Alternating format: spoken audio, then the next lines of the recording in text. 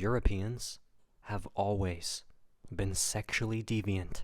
In Europe between 500 and 1500 CE, the penitentials, for example, the Penitential Theodori, outlined penalties for intercourse with animals, infants, corpses, and demons, because these were rampant. Priests were caught in bestiality scandals with pigs and sheep across France and England. Guys, hit the link in the bio ASAP. I'm definitely losing the account for this one. Chastity belts weren't just invented, they were enforced.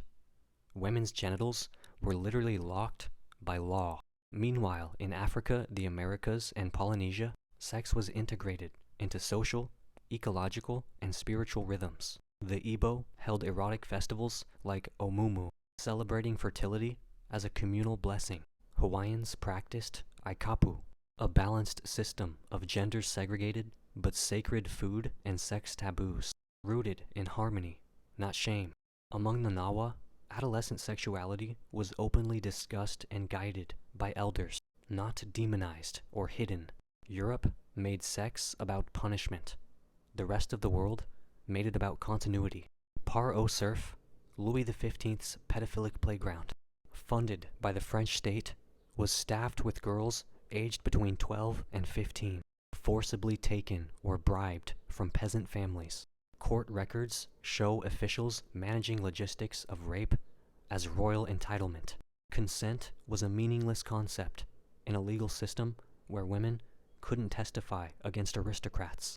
In comparison, Akan puberty rites, for example, Bergoro, centered girls with music, mentorship, and celebration, not shame or sexual access. Among Diné or Navajo, girls experienced the Quinalda ceremony to honor menstruation, framed as a moment of power, not perversion. The Zulu practiced umemulo, where girls marked womanhood with dance and spear-giving, not sexual servitude.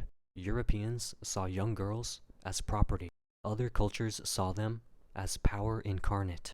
The 1860 Indian Penal Code, Section 377, criminalized all unnatural sexual acts, targeting hijras, same-sex couples, and non-binary communities. In Uganda, Nigeria, and Ghana, British officials imposed sodomy laws still used to persecute queer people to this day. Gender diversity was reframed as criminality, a direct attack on existing indigenous norms.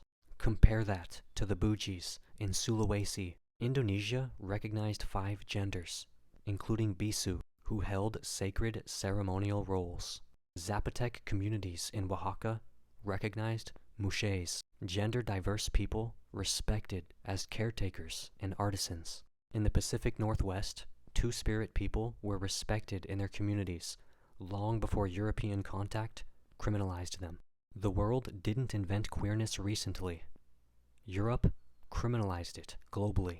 French soldiers systematically raped Algerian women during raids.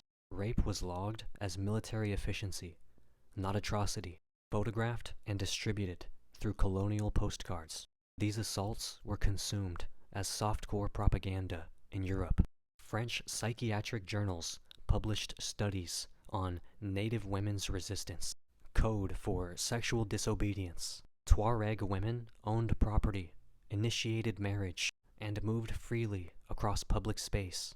Berber matrilineal traditions preserved land through the mother's line. Under Islam, pre-French North African societies granted more bodily and legal autonomy to women than Victorian France. France called this liberation. It was systemic desecration. In the Americas, Jesuits banned puberty, fertility, and marriage rituals, but documented them in detail, often with erotic overtones. Mission records describe swaying breasts, open nudity, and wild dances, while demanding forced clothing and conversion.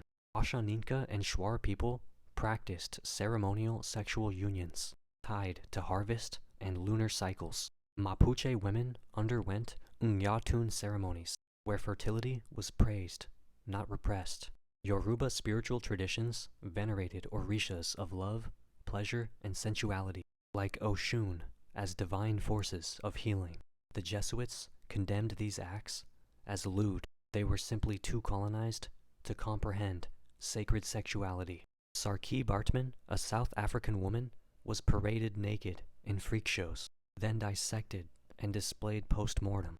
Her genitals and brain were kept in jars at Musée de l'Homme until 1974.